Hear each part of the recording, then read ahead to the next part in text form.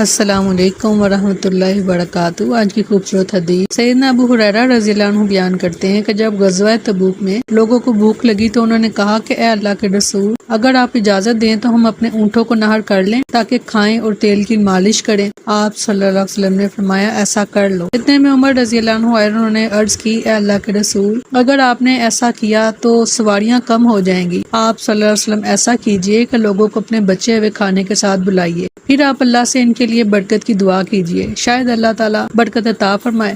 پھر آپ صلی اللہ علیہ وسلم نے کب بچا ہوا کھانا منگوایا، کوئی ایک مٹھی جو لایا اور کوئی ایک مٹھی کھجور لایا، کوئی روٹی کے ٹکڑے لایا، یہاں تک کہ دسترخوان پر کچھ کھانا جمع ہو گیا۔ پھر آپ صلی اللہ علیہ وسلم نے برکت کی دعا کی، پھر فرمایا اپنے برتن بھر لو۔ چنانچہ تمام برتن بھر لیے گئے، اتنی برکت ہوئی کہ سب کے پیٹ بھر کر بھی بہت کچھ بچ گیا۔